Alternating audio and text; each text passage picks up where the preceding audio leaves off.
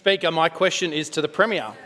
Victoria Police's latest annual report shows over two-thirds of Victorians don't feel safe on public transport at night. Which stations will the government be cutting PSOs from? Question. Minister for Finance. Premier. Member for Laverton, this is your last warning. Premier will come to order. Premier. Speaker, I thank the Shadow Minister for Public Transport for his question, and I am very pleased to have the opportunity to talk about how the work that we are doing to keep the community safe.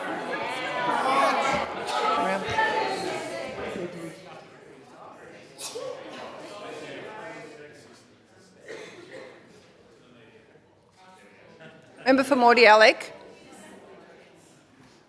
Point of order, member for Sandringham. I'm noting, Speaker, and you will have too, the framing of the Premier's answer always is in the context of this gives me an opportunity to. The standing orders don't allow for opportunities to be given. The standing orders provide for ministers and the Premier to answer the question. What's your point of order? My point of order is relevance. Order. Premier has only been on her feet for 20 seconds, less than 20 seconds. I'll give the Premier an opportunity to answer the question. Premier. Thank you. I'm delighted to have the opportunity to answer the question and share with the House the work that we are doing with backing the work of the Chief Commissioner of Victoria Police to keep our community safe. And whether it is the work that we are doing to introduce adult time for violent crime, bringing consequences for the behaviour that is causing concern for our community. Member for Nepean has a further point of order. Speaker, the standing orders required the Premier to be direct when answering the question, and the question didn't ask anything about what she's speaking about. It spoke directly to public transport, train stations and PSOs. On order. Member for Warrandyte. On the point of order, Leader of the House. On the point of order, the Premier has now been on her feet for less than 40 seconds. She's already gone directly to the question. I ask that you rule the point of order out of order. She's talking about safety on public transport. Order. Very short time has elapsed since the Premier was on her feet.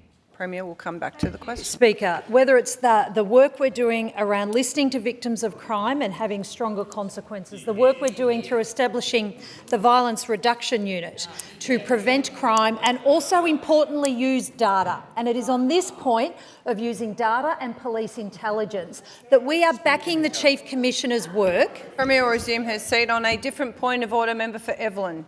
The Premier is debating the question. It was clear about how many PSOs will they cut. No point of order. Order. Premier. Well, thank you. It is on backing the work of the Chief Commissioner of Victoria Police as he overhauls the organisation to get more police and PSOs out on the streets, but also doing it in the places and at times when the data and the intelligence guides Victoria Police when they're needed the most. Premier will resume her seat. On a further point of order, member for Nepean. Speaker, the Victorians who don't feel safe at train stations deserve to know which station is going to be cut from. I ask you to bring the Premier back to the question. Point of order. Premier. Thank you, Speaker. And what the new Chief Commissioner has understood, that PSOs are a critically important crime-fighting resource, and how that resource is best deployed as determined, let's be clear, by the Chief Commissioner of Victoria Police, who we back, who has looked at intelligence and data. Member for Warrandyte. Member for Warrandyte, this is your last warning. Member for Bulleen. And it is that police data that has provided the information that shows that the busiest time for crime on our transport network is in the morning and in late afternoons, especially around 3 o'clock in the afternoon, Speaker. But as we know, because of the previous policy settings, Leader of the House. PSOs can only be deployed from 6 p.m. So this is about understanding that responding to crime should not be a static response.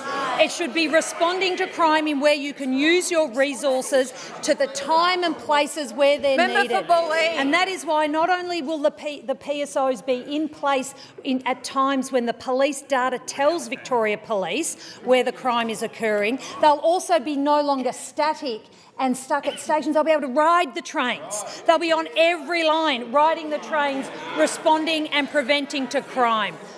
We'll continue to back the Chief Commissioner and his work to get more police and PSOs out on the streets, preventing and responding to crime. Member for Nepean on a supplementary question. There were 2,000 more criminal incidents on public transport in the last year, an increase by 18%. Over 200 PSOs can be employed for a year with just one day of this government's interest bill. Why is the Premier putting the safety of Victorians at risk because this government cannot manage money?